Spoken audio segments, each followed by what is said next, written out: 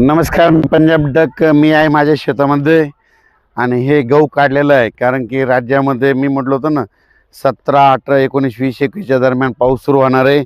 म्हणून ही माझा गहू काढला, कालच काढला आणि लगेच वाळू घातला. आणि राज्यातल्या सर्व शेतकऱ्याला सांगू इच्छितो की ज्यांचा गहू पणाचा काढायचा असेल, हरभरा राहिला असेल तर तुम्ही काय करा, आज 16 आणि उद्या 17 आणखीन 2 दिवस आहेत. ह्या 2 दिवसामध्ये काढून घ्या. कारण की राज्यामध्ये 18, 19, 20 आणि 21च्या 4 दिवसामध्ये चांगला पाऊस पडणार आहे. काही ठिकाणी वारं सुटणार आहे, काही ठिकाणी गारपीट देखील होणार आहे. म्हणून हा अंदाज सर्वप्रथम विदर्भातल्या शेतकऱ्यांना लक्षात यायचा. म्हणजे सांगायचं झालं आज देखील 16 तारखेला, म्हणजे आज देखील 16 तारखेला नांदेड जिल्हा, त्याच्या यवतमाळ जिल्हा, चंद्रपूर, गडचिरोली ह्या पट्ट्यामध्ये थोडा पाऊस पडणार आहे. म्हणून हा अंदाज आज सर्व शेतकऱ्यांना लक्षात यायचा. आज देखील महाराष्ट्रामध्ये बऱ्याच ठिकाणी रात्रीच्याला चांगलं आभाळ येऊन काही ठिकाणी थोडी थोडी सुरुवात झालेली दिसणार आहे. म्हणून हा अंदाज लक्षात यायचा. उद्या 17 तारखेला आणखीन बराच पावसामध्ये वाढ होणार आहे. पण 18, 19, 20, 21च्या दरम्यान राज्यात चांगला काही काही भाग बदलत वेगवेगळ्या भागात पावसाळ्यासारखा पाऊस पडणार आहे. म्हणून हा अंदाज लक्षात यायचा.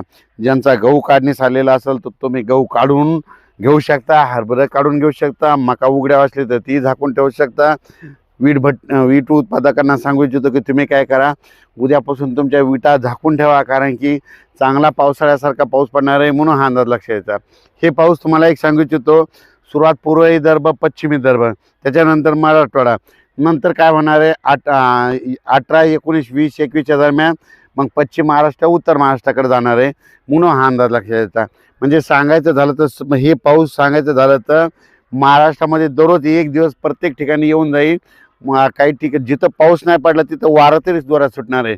ज्यांचा गहू जर हिरवा असेल तर त्याला तुम्ही काय करा, 1-2 दिवस पाणी देण्याचं टाळा. कारण की काय होईल, हिरवा गहू असेल तर तुम्ही पाणी दिल्याच्यानंतर वारं सुटल्याच्यानंतर ते पडू शकतं.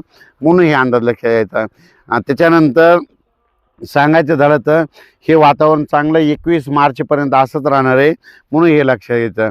म्हणजे काल देखील तुम्ही बघा नायगाव, बिलोली, नांदेड जिल्ह्यामध्ये धर्माबाद, तेलंगणाकडं, आदिलाबादकडं बऱ्याच ठिकाणी पाऊस देखील झाला, गारपीट देखील झालं. मी म्हटलं तर थोडी थोडी सुरुवात होईल. पण खरा पाऊस चांगला मात्र 17, 18, 19, 20च्या दरम्यान येणार आहे.